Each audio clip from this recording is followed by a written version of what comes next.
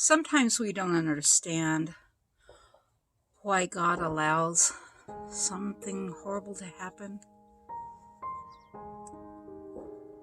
He doesn't cause these tragedies, but He allows them for some reason. It's not always His will for people to die or to suffer, but He allows it. I was suffering severe anemia. My hemoglobin had gotten down to 5.1. My family turned against me because they didn't believe anything was wrong. I have Crohn's disease, but I did that swallowable camera, and it got stuck in my intestine, so they had to open me up. But because they opened me up, they found a baseball-sized Arterio Veinous Malformation, aka VM. For those, is similar to an aneurysm. So, but before that, I had a golden retriever, and he was the love of my life. And it was just a really hard time of my life. And having a hemoglobin of 5, you are just wiped out physically. And I always felt like I was going to die. And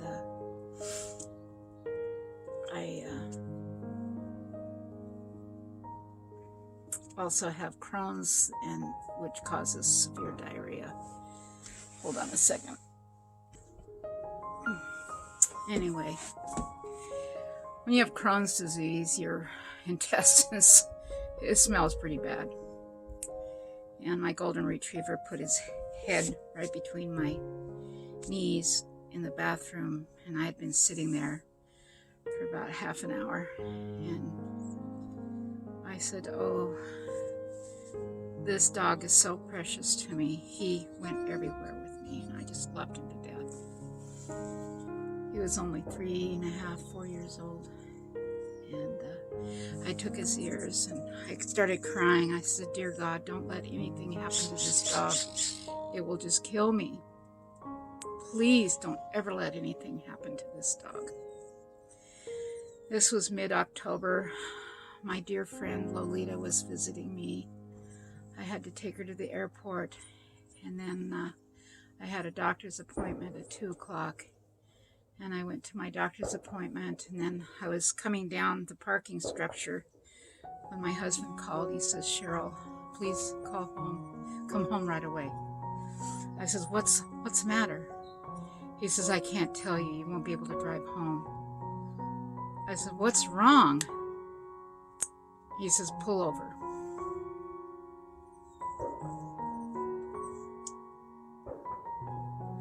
My 3.5-year-old golden retriever died of a heart attack.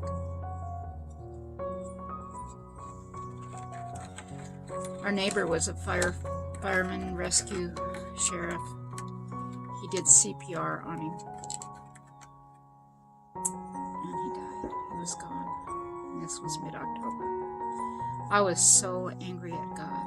I said, "God, why did you allow my precious golden retriever to die? That is just wrong." I didn't understand, and I sunk to an even lower depression than I've ever been before. My prayer every night was, "Lord, heal me or kill me." And I meant it. I would wake up in the morning and I'd say, "God, why didn't you let me die?" I was so angry. But being that ill with fibromyalgia, rheumatoid arthritis, and other things, it's pretty hard. A lot of people with fibromyalgia take their own lives because the pain is hard to handle. On top of it, everything else had fallen apart in my life. So, a friend, veterinarian friend, said, "Cheryl, there's a 5-year-old dog named Satin. She's a black lab. She was trained service animal, and they need to rehome her. she had lived in a care facility, and one of the residents had kicked her and broke her rib. She was the sweetest dog, and a trained guide dog.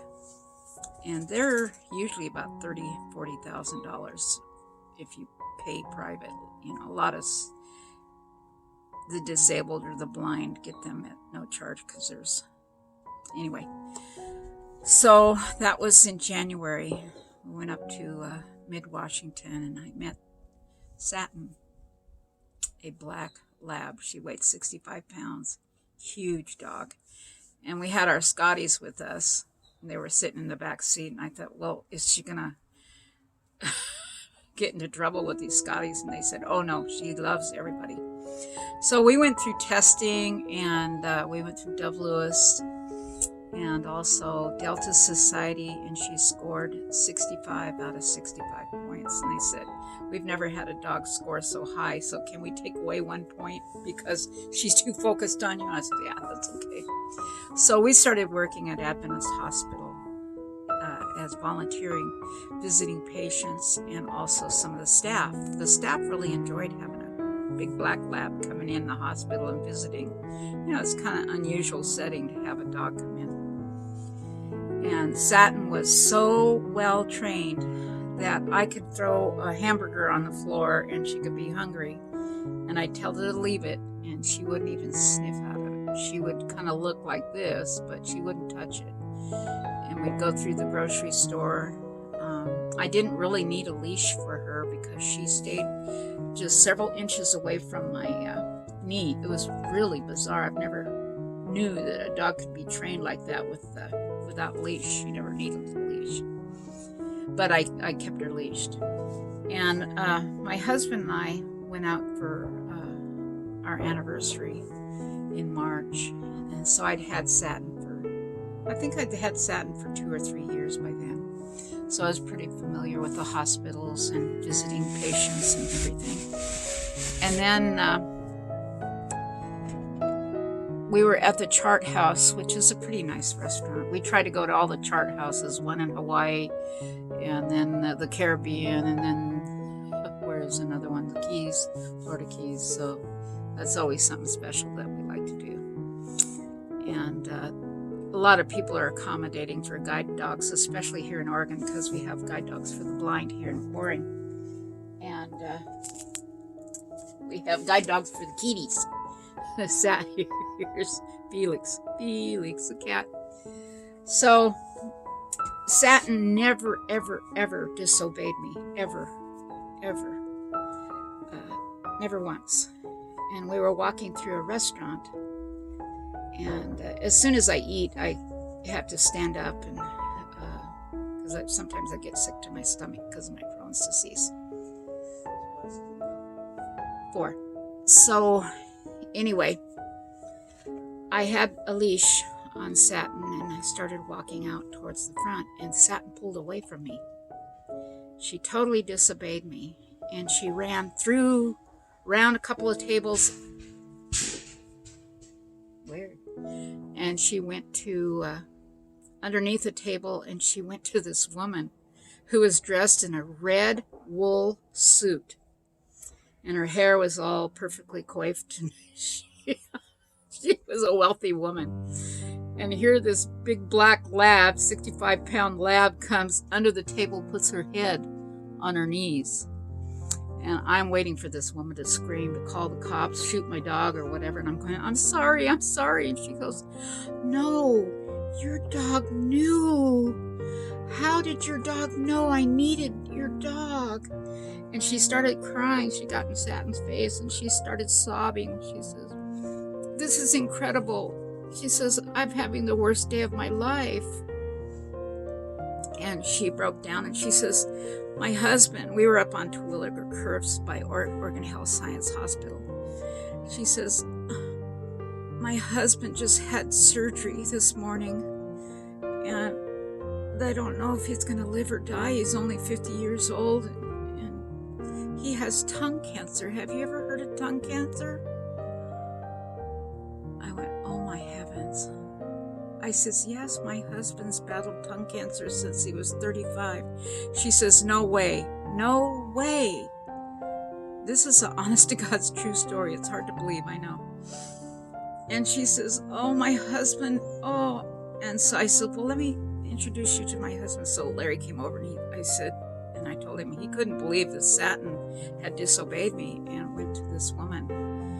And Satin kept nuzzling and she talks. She talked to people the way she'd go along. But anyway, dogs. So she says, oh, my husband is so discouraged and I don't know. Just right there. Oop. And so she says, can your husband come and talk to my husband and give him some hope? So I said yes. So that's what we did on our anniversary, is we went up to OHSU. My husband spent at least 2 hours with him. And the doctors saw that I had Satin, and of course I had to visit all their patients because it was a wonderful thing. She had her hospital tag, so they knew she wasn't just a dog coming in off the streets. And so we really enjoyed visiting people, but it was, my husband spent 2 hours encouraging the man and praying with him, and that's what he needed.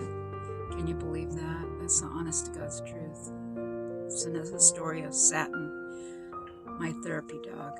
She was a hospital therapy dog for 6 years, and we spent a lot of time there at the hospital, making a lot of people happy. I'll leave some links to more of her stories. Subscribe to my channel and I'll tell some more stories. You'll love the one about Heidi, the girl that was in a coma. She came out of a coma because Satin was on her bed. And that was her favorite thing, was black labs. God bless you. Bye-bye.